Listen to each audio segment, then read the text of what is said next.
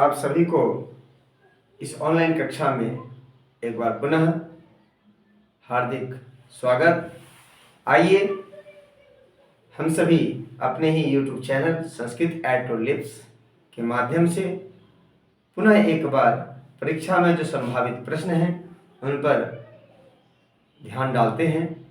आशा करते हैं आपकी परीक्षा अच्छी जा रही होगी और आगे भी अच्छी जाए, ऐसी कामना के साथ शुरू करते हैं, आरंभ करते हैं।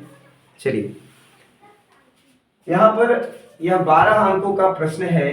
3 प्रश्न दिए गए हैं, आप ध्यानपूर्वक देखेंगे। यहाँ पर है डैश गृहम आगरा नगरे अस्ति और डैश गृहम, तो यहाँ पर संबंधवाचक शब्द आभास हो रहा है, प्रतीत हो रहा है, तो इसलिए यहाँ पर क्या हो जाएगा, अशोकस्य गृहम। क्यों हो जाएगा अशोकस्य? क्योंकि यहाँ ये जो अशोकस्य, अशोकम, अशोके, ये अनेक शब्द दिए गए हैं, तो यहाँ पर उचित जो होगा अशोकस्य होगा। क्यों होगा? यहाँ पर संबंध है। आगे देखिए, आश्रमे यज्ञम कुर्वन्ति, आश्रमे यज्ञम कुर्वन्ति है यहाँ पर, तो कुर्वन्ति है, तो कुर्वन्ति के आधार पे इस क्रिया के अनुसार यहाँ पर ये कर्ता हो जाएगा। ये क्या हो जाएगा? कर्ता। तो कर्ता यहाँ पर क्या हो जाएगा? साधु साधु साधवः, आपको हमने याद कराया था, तो यहाँ पर क्या हो जाएगा?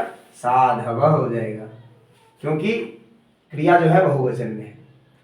तो वाटिका डैश पुष्पाणि विकसन्ति, तो फूल खिलने का जो आधार है वो क्या होता है? वाटिका होती है जी। वाटिका होगी तभी तो फूल होगी, तो इसलिए हमने वाटिका में क्या लगा दिया?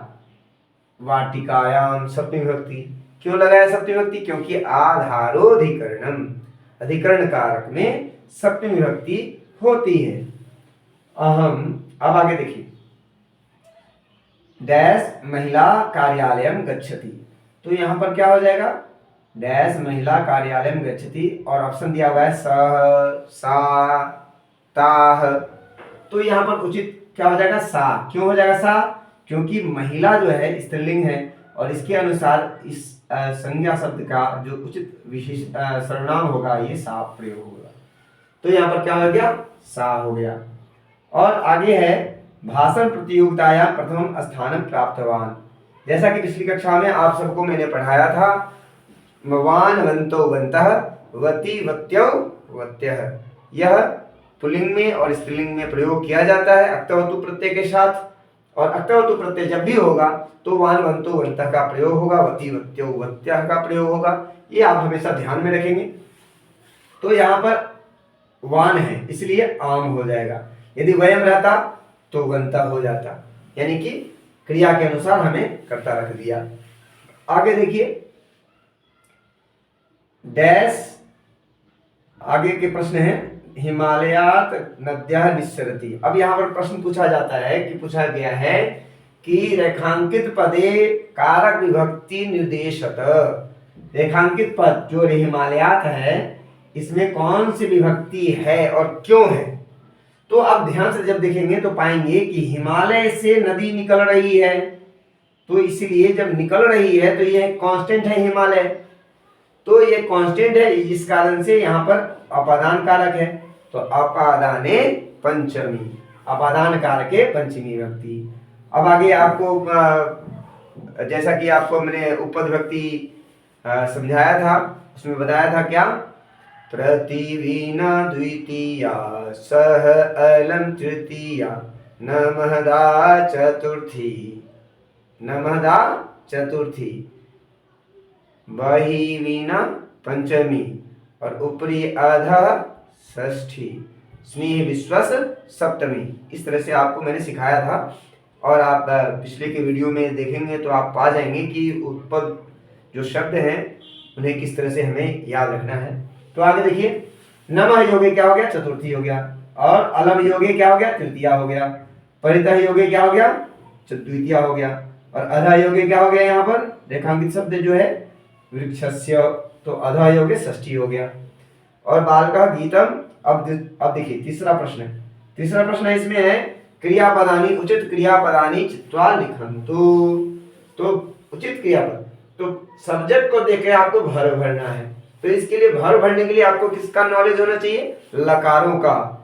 तो लकारों का नॉलेज प्राप्त करने के लिए आप लकार वाली वीडियो को देखेंगे, आप समझने का प्रयास करेंगे। आप क्लास 7, 8, 9 में और 10 में ये पांचों लकार पूछे जा रहे हैं अकॉर्डिंग टू सिलेबस। तो आप उसको देख करके अभ्यास करने का प्रयत्न करेंगे। और जैसा कि आप पिछली कक्षाओं में आप लोगों ने पढ़ा होगा, तीत अंति शीथ थ आमी आवह आम, ये कौन सा होता है? लट लकार। और लंग लकार में क्या पढ़ा था आपने? अत अताम अन अह अतम अत अम आव आम। तो ये सब जो भी प्रत्यय हैं और धातु के साथ लगाते हैं तो क्रियापद बनती है। तो ये इसमें आपको क्या करना है, यहाँ पर लोट लगा रहे हैं। तो इसमें लोट लकार में क्या 7 क्लास में आपको पढ़ाया गया जा चुका है। तू ताम अंतु अतंत आनी आवह आम आनी आवह आम। तो यहाँ पर क्या है? बालका है, तो बालका गीतम अस्मरतु, ये कर्ता के अनुसार यहाँ पर क्या हो गया? क्रिया हो गया। वृद्धाश्रमे बालिका वृद्धान डैश, तो यहाँ पर बालिका है कर्ता, तो इसके अनुसार क्या हो जाना चाहिए? क्या हो जाएगा? सेवते हो जाएगा। युवान पुत्र अगच्छतम, क्यों हो जाएगा अगच्छतम? क्यों हो जाएगा? क्योंकि यहाँ पर मध्यम पुरुष का द्विवचन है, इसलिए यहाँ पर अगच्छतम हो जाएगा। ठीक है। अब यहाँ पर क्या है? उत्तम पुरुष का बहुवचन है, तो उत्तम पुरुष का बहुवचन की क्रिया यहाँ पर प्रयोग करेंगे। तो वयम गच्छेम हो जाएगा। अहम पुनः पुनः पाठम पठित्वा उत्तराणि लिखिष्यामि। तो यहाँ पर क्यों हो जाएगा? यहाँ पर प्रथम पुरुष उत्तम पुरुष का एक वचन है, तो यहाँ पर भी उत्तम पुरुष का एक वचन हम लोग प्रयोग करेंगे। इसी तरह से और भी जो प्रश्न दिए गए हैं इनमें भी इसी तरह का प्रयोग करना है।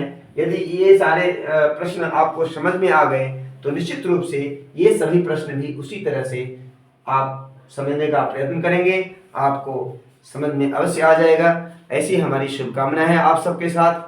तब तक के लिए हमें आदेश दें, पुनः अगली कक्षा में अगले विषय को लेकर के उपस्थित होंगे। तब तक के लिए धन्यवाद। नमस्ते सभी को, नमस्ते सभी को।